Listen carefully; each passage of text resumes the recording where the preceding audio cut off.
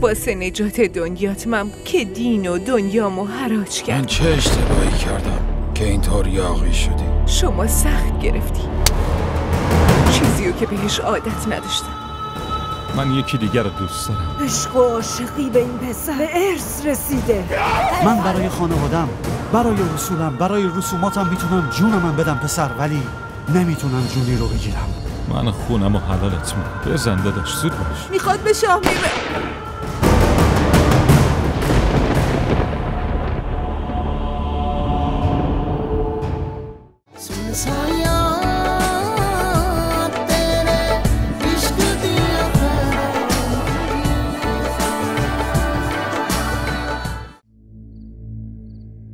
من که بهتون میگفتم این ازدواج اشتباهه. این دوتا نمیخوان با هم باشن. ولی بازم زور کردین و گفتین رسم و رسومات باید اجرا بشه. من بهتون گفتم اینا انسانن. اینا رو انسان حساب کنید. ولی کسی که با حیوونا زندگی کرده از انسانیت چی میدونه؟ چه میدونه چطور باید رفتار کنه؟ من درک میکنم زبیده، خودمم درستش میکنم. اگه که تو اینقدر الکی بالای سرم غرغر نکنی.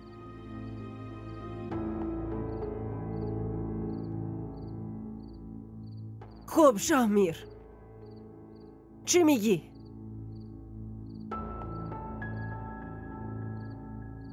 مادر جان، من یکی دیگر رو دوست دارم.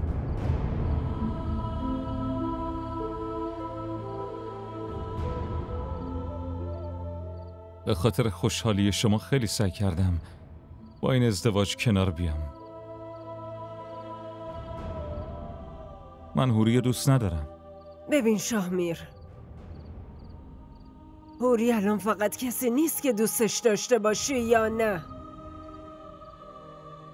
اون یه نفر از خونواده ماست. اون الان دیگه غیرت ماست. برای همینم اگه سربارت خوب باشه، اون یکی هم هر قد میخوای دوست داشته باش. صبح تا شب قربون صدقش برو. ولی زن خودتو حتی به اشتباه نخواه از زندگیت بیرونش بکنی، فهمیدی؟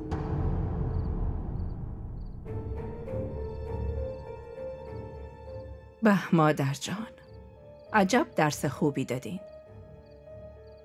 میگید کار اشتباه و اشتباه تر کنه؟ پس میخوای اشتباه رو درست کنیم و آبرومون همه جا بره؟ عشق و عاشقی به این پسر به ارث رسیده. تو خون اینه. یادت رفته؟ بابا بزرگش تا لحظه آخر میرفت به اون زن پول میداد.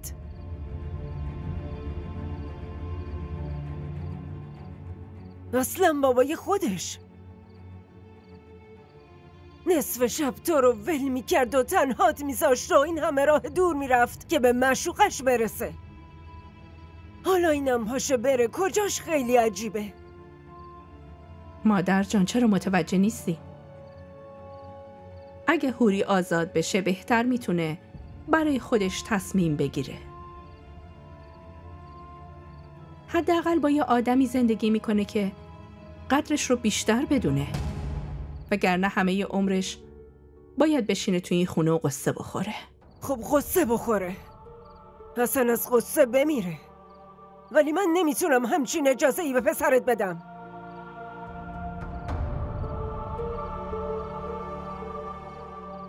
مادر جان، زمانه عوض شده.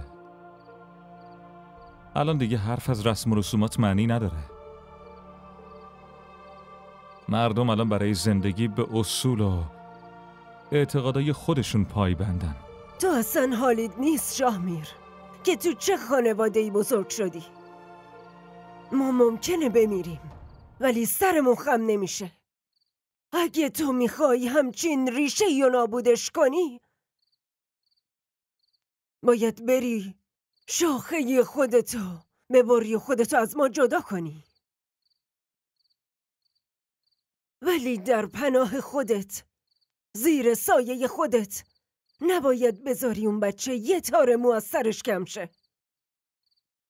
مادر جان اگه بیشتر از این مجبورم کنین، منم از این خونه میذارم و میرم.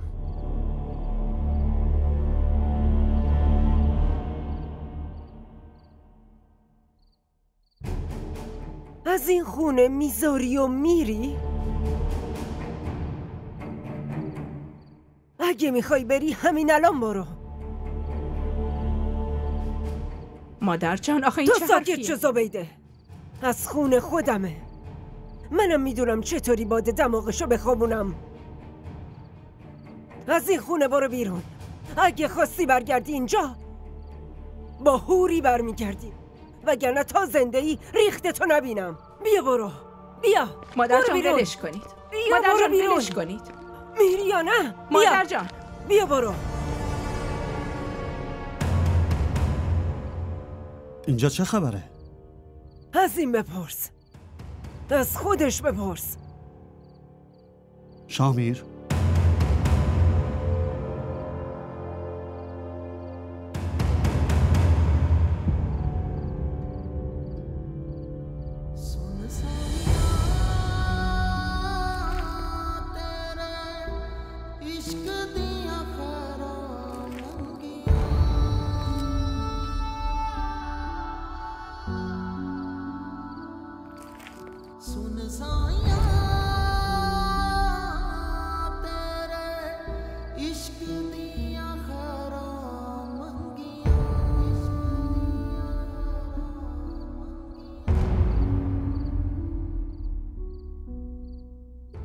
من که بهت گفته بودم چیزی که برای بیرونه رو بذار بیرون. تو نباید رازتو فاش کنی. این مسخره بازی ها برای چیه؟ این مسخره بازی نیست داداش، حقیقته. من نمیتونم با هوری زندگی کنم.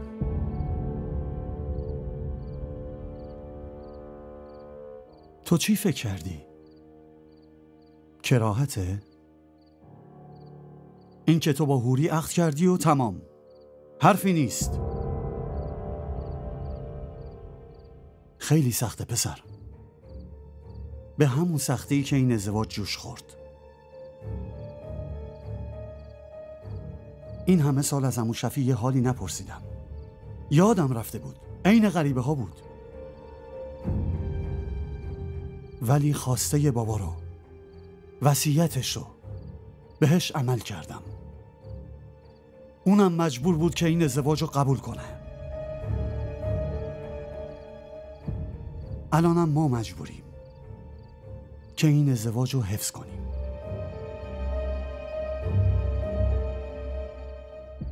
فکرشم نکن که ولش کنی. من نه به اجبار تو کار دارم، نه به وصیت بابا. این زندگی خودمه، هر طورم بخوام ادامش میدم. به خاطر اجبار تو خودمو بدبخت نمی کنم. حرفتو پس بگیر شاهمیر، همین حالا پسش بگیر. چی فکر کردی؟ من برای خانوادم، برای اصولم، برای رسوماتم میتونم جونم بدم پسر، ولی نمیتونم جونی رو بگیرم. حتی اگه برادر تنیم جلوم وایستاده باشه.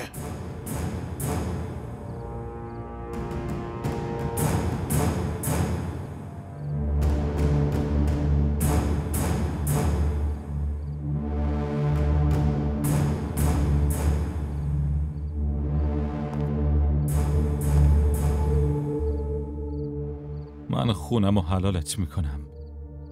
بزن داداش، زود باش.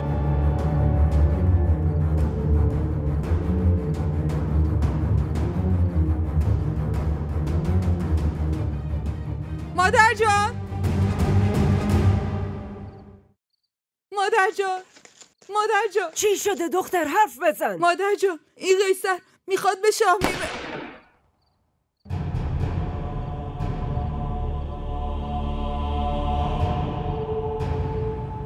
خدا، یا خدا.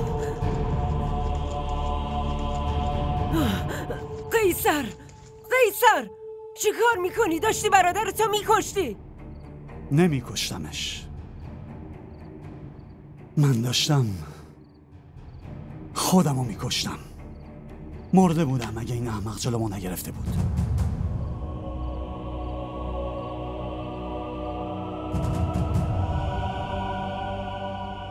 از خدا بترس قیصر. به جز کشتن و مردن عین حیوونا چیزای دیگه هم هست. بشین مثل یه انسان یه راهی پیدا کن. فقط یه راه وجود داره. بهش بگو هوریو برگردونه، وگرنه فردا جلوی همه خودمو با تیر خلاص میکنم.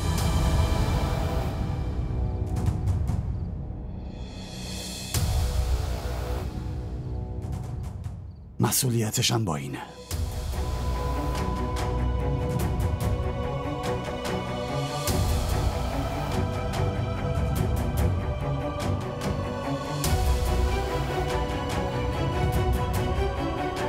قیصر، قیصر،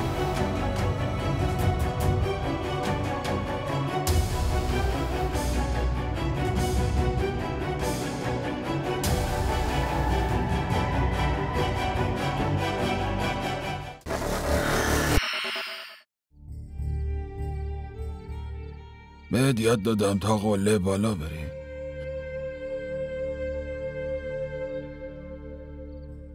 ولی تو از رو دیوار پریدی.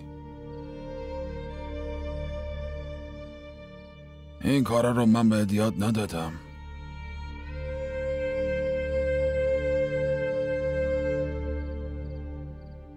هر جایی تو این دنیا تنها میرفتی، از خونه میرفتی، ولی این کارو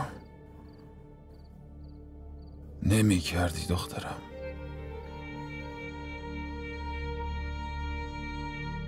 این کارو نمی کردی.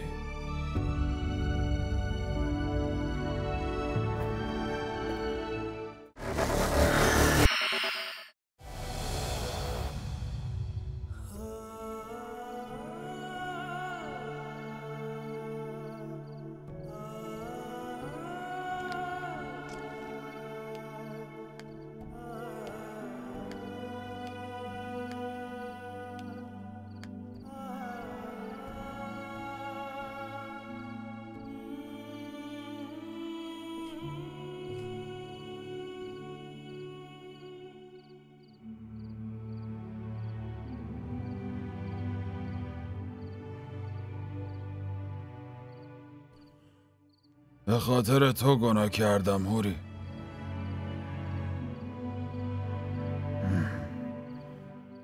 دین و دنیامو نابود کردم. اشتباه میکنی بابا. واسه نجات دنیات من بودم که دین و دنیامو حراج کردم. شما این کارا رو از قصد که نکردی. من همه چی رو از عمد انجام دادم، چون اگه اون موقع دنیاتو نجات نمیدادم همونطوری از چشمت میافتادم که الان افتادم. ولی واسه اینکه واسه یه دختر خوب باشم هیچ چیز کم نذاشتم. به محض اینکه متوجه اشتباهم شدم همون موقع همه ی سعیمو کردم که اشتباهمو هر طور شده جبران کنم. اگه حرف منو باور نداری برو از مامان بپرس. چی ازش بپرسم؟ اونم همون کاریو کرده که تو کردی.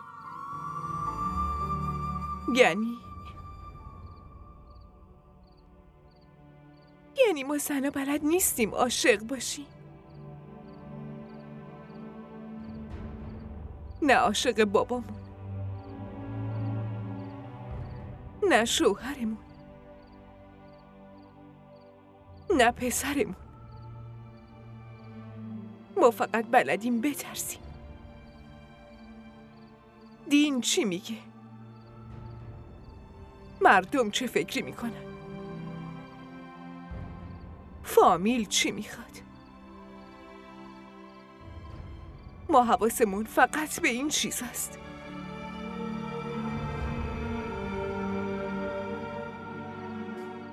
یه چیزی رو بهت بگم بابا. ما دوتا داشتیم سعی میکردیم این جرم رو ازت مخفی کنیم. اون موقع به فکر خودم نبودم اصلا. فقط و فقط فکر شما بودم. من چه اشتباهی کردم اوری؟ تو تربیت تو چی برات کم گذاشتم که اینطور یاغی شدی؟ شما اشتباهی نکردی. شما سخت گرفتی. چیزیو که بهش عادت نداشتم. تو عادت دزدی کردن نداشتی؟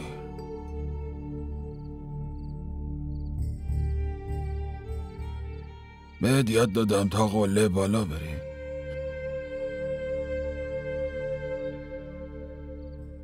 ولی تو از رو دیوار پریدی. این کارا رو من بهت یاد ندادم.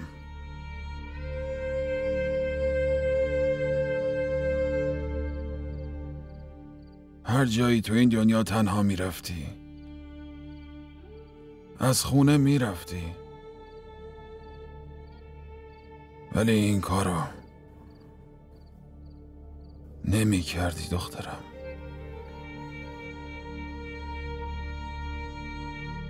این کارو نمی کردی.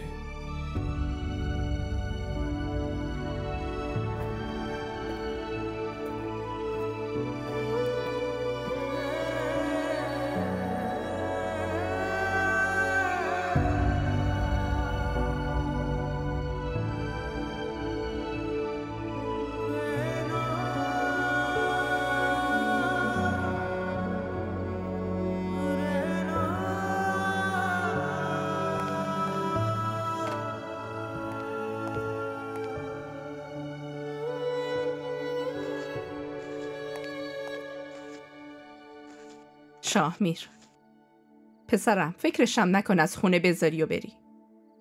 تو که میدونی قیصر چقدر لجبازه. تو پاتو از خونه بذاری بیرون، اونم یه گلوله تو مغز خودش شلیک میکنه. من چطوری بدون 2 تا پسرام زنده بمونم؟ اونطوری هم که شما میخواین زندگی کنم، من چطوری زنده بمونم آخه؟ من شرایط تو، حال تو درک میکنم، ولی فقط درک میکنم. اختیاری ندارم. اون پدر و پدر بزرگت فقط رسوماتو میشناختن و بس. هیچ کاری به احساسات تو زندگیشون نداشتن. فقط حرف رسومات بود. صبح تا شب اسیر دست رسوماتشون بودن. برای همین مامان، برای همینه که دارم از این خونه میذارم و میرم. من نمیتونم این پدر و پدر بزرگم بین این همه رسومات نفس بکشم.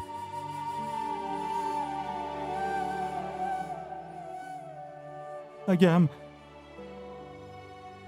بخواین به زور نگهم دارین، ذره ذره میمیرم مادر.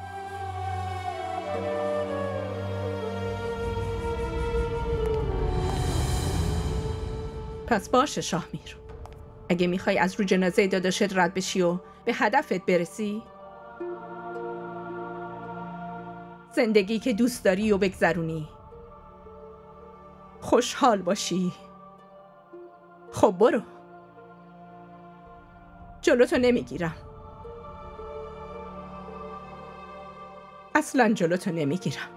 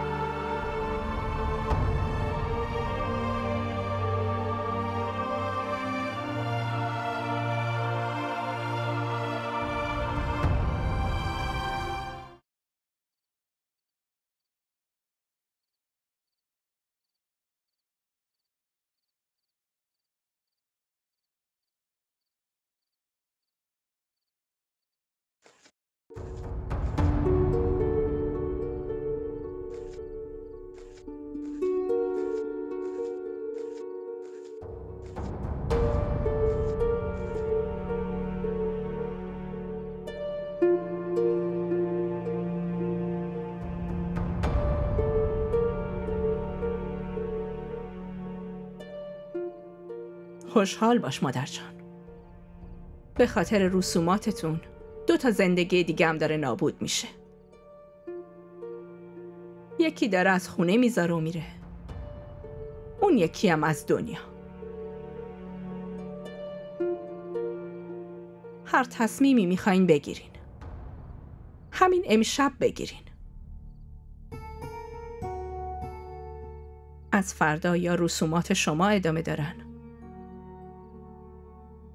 یا فقط عذاب. هیچ راهی نذاشتین.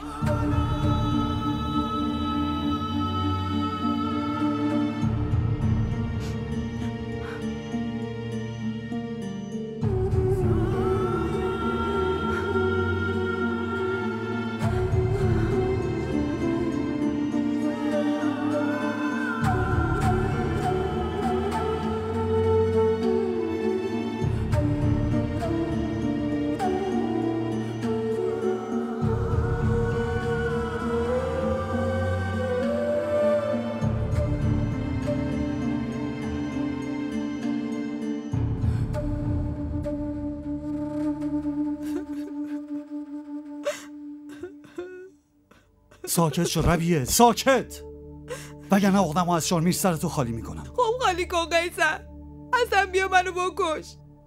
به دست خودت بمیرم بهتر از اینه که بیمه بشم. تو اصلا به فکر من نیستی، به فکر جون خودت نیستی، حداقل به فکر بچت باش. اون طفل معصوم تقصیرش چیه آخه؟ واسه چی باید به خاطر این لجبازی مسخره تو یوم یتیم بشه؟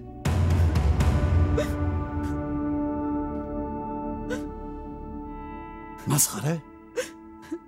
لجبازی مسخره؟ ربیه این بحث عزت و غیرت خانواده است. کدوم غیرت قیصر؟ واسه اینکه خودتو از 4 سوال مردم راحت کنی؟ بچه طفل معصومت، زن جوونت، مادر بیچارت و مادر بزرگ پیرتو میخوای تو این دنیا ول کنی و خودتو بکشی؟ آخه کجای خودکشی غیرت قیصر؟ بعدش فقط هی میگی غیرت غیرت غیرت. اصلا میدونی معنی این غیرت چیه؟ ربیه! قیصر! دیوونه شدی؟ ها؟ شوهرتی چیش نمیشه خب؟ 100 سالم عمر میکنه. 30-40 سال بعدم که انشالله تو به رحمت خدا رفتی یه زن دوم میگیره. مادر جان بسه انقدر جز و وز نکن. برو لباس منو قیصر رو اتو کن. فردا صبحم میریم شهر، خونه یه حوری.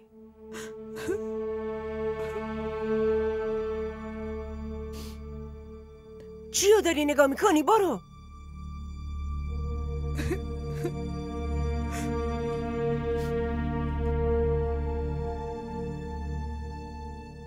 چیو نگاه میکنی؟ حرف منو نفهمیدی؟ ها؟ بدبختی خونه رو برداشته ولی یکم عقل تو کلت نیست. داشتم میترسوندمش که گفتم از خونه بره، بعد رفتی تفنگ گرفتی دستت که چی؟ پس چی کار میکردم مادرم؟ این مگه حرف حالیش میشه؟ اون مثل بقیه جاهل نیست. این تفنگ و دعوا و این چیزا رو نمیفهمه. الان باید با محبت و زبون خوش حالیش بکنی. برای حل این مشکلم باید از سیاست استفاده کنیم.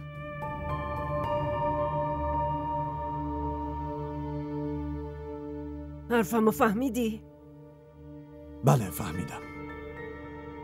خیلی خوب. اینقدرم هرس نخور.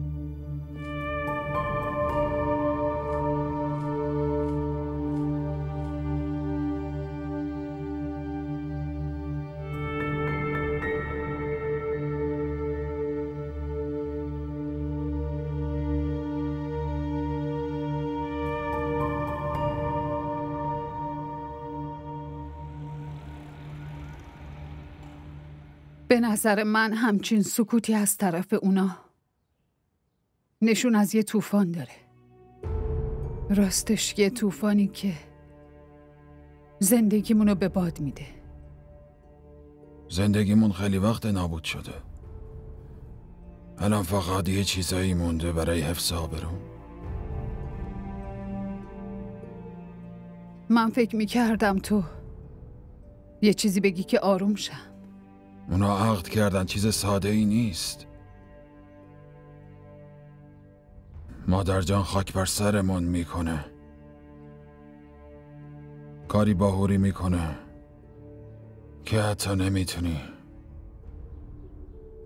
فکرشم بکنی.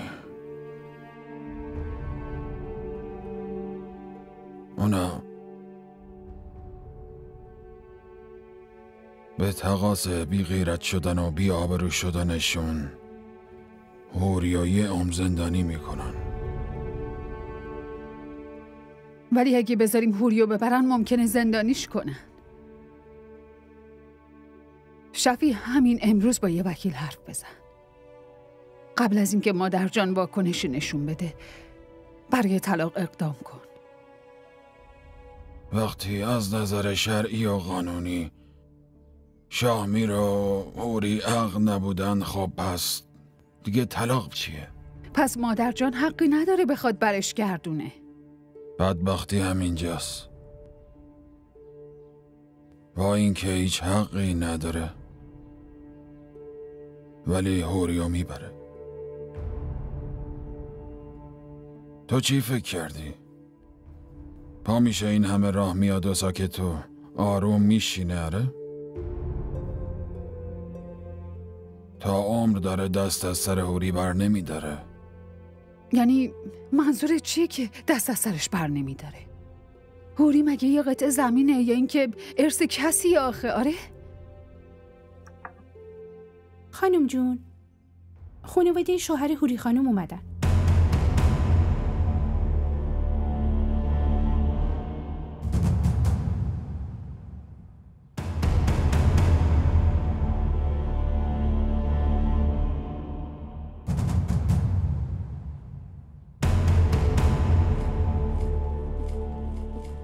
سلام مادر جان. سلام.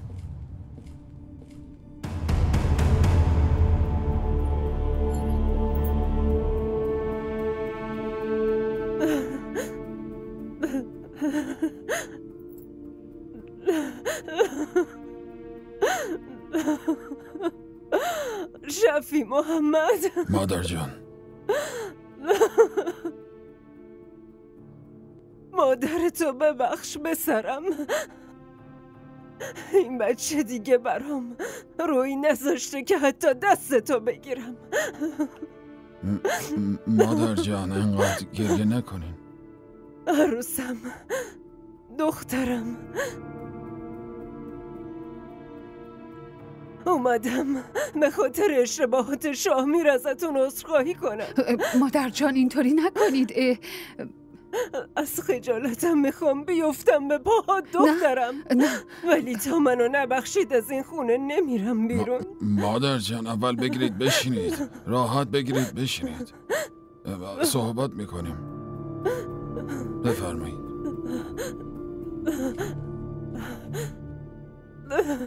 بفرما. بشینید آروم باشید. بفرمایید آب بخورید. آب.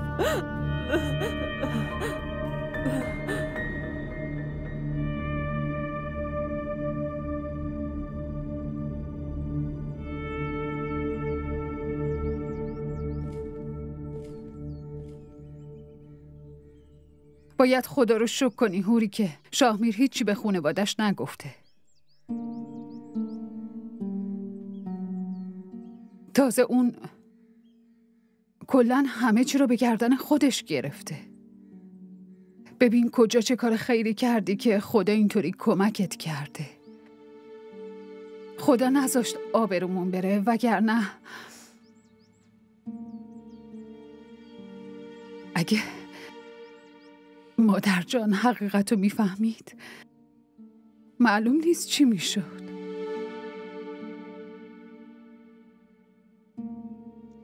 حوری من که حس میکنم شاهمیر با وجود اینکه همه چی رو فهمیده بازم میخواد با هم زندگی کنی. برای همین مادر جانو فرستاده اینجا. من باهاش بر نمیگردم مامان.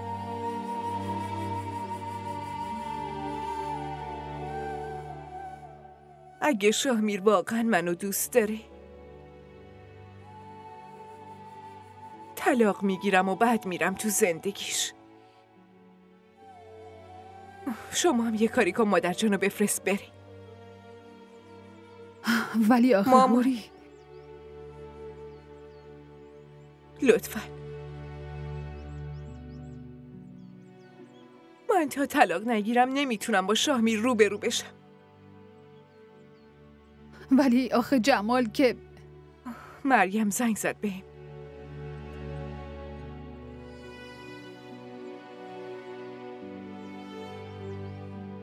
به جمال گفته که برگرده. مامان خدا داره بهمون یه فرصت میده.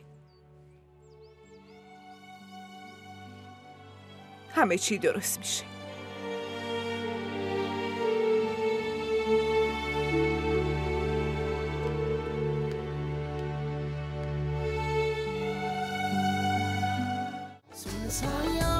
اگه از این قسمت خوشتون اومد برای دوستاتون هم بفرستید.